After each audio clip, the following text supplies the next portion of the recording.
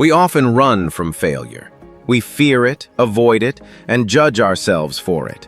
But what if failure wasn't something to escape? What if it was something sacred? In this video, I share the kinds of failure and how to deal with how your mind receives failure. Failure is a mirror for anyone who has fallen and wondered if they could rise again. There are two kinds of failure. The first comes from never trying out your ideas because you are afraid or because you are waiting for the perfect time. This kind of failure you can never learn from, and such timidity will destroy you. The second kind comes from a bold and venturesome spirit. If you fail in this way, the hit that you take to your reputation is greatly outweighed by what you learn. Repeated failure will toughen your spirit and show you with absolute clarity how things must be done. In fact, it is a curse to have everything go right on your first attempt. You will fail to question the element of luck, making you think that you have the golden touch. When you do inevitably fail, it will confuse and demoralize you past the point of learning. In any case, to apprentice as an entrepreneur, you must act on your ideas as early as possible, exposing them to the public, a part of you even hoping that you'll fail. You have everything to gain. Every great achievement throughout history has required some level of calculated risk.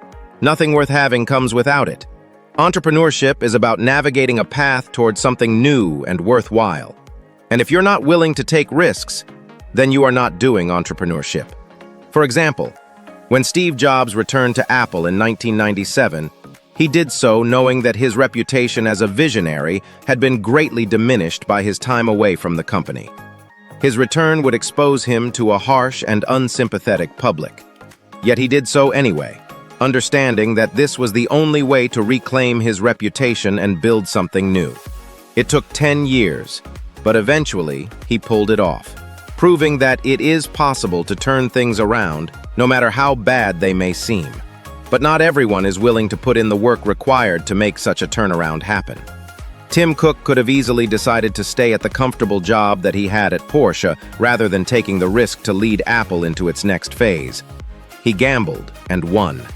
When people talk about risk, they're usually talking about financial risk. Can you afford to take a year off to start a company? What if it doesn't work out? The answer is that no one can afford not to take risks. When you think about financial risk in this way, you realize that the real risk is not taking risks. Not taking a risk now will only increase the risk down the road. If you don't start thinking about how you're going to pay for your kids' education right now, the risk of being unable to afford it only grows larger as they get older. If you don't start preparing for retirement now, the risk of working longer than you want or living in poverty and old age only compounds with time. The same is true with relationships. Not investing time and effort into them now increases the risk of losing the ones you love as you get older. Not taking a risk now will only increase the risk down the road. If you're feeling overwhelmed by the risk of doing something, try to reframe your thinking around the risk of not doing it instead. Think about all the ways your life will become more difficult as you continue to put it off. If you need more proof that this works, look at someone who's willing to live on the edge, like Danny McCaskill. At 36 years old, he decided to stop working a normal job so that he could spend his time on his one true passion, mountain biking.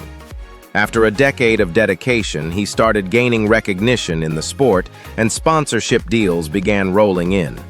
Now he travels the world doing what he loves, all because he had the courage to take a risk. We're all scared of failing, but the truth is, we've already failed by not trying. And the more we deny our failure, the more it compounds. By refusing to acknowledge our fears and the risks that come with taking action, we condemn ourselves to a life of regret. We tell ourselves stories about why we can't do something, which only serve to reinforce our belief in our own limitations. These stories become self-fulfilling prophecies that prevent us from ever realizing our goals. The only way to break free is to challenge these beliefs and take action despite our fear. It's a paradox that only those who dare to take risks can truly be successful. So if you want to achieve greatness, you must embrace the risk and go after what you want. Don't let fear hold you back. Take the risk and see where it takes you. You have nothing to lose and everything to gain. Failure isn't the end. It's the beginning of a deeper truth. Take a breath. Reflect deeply.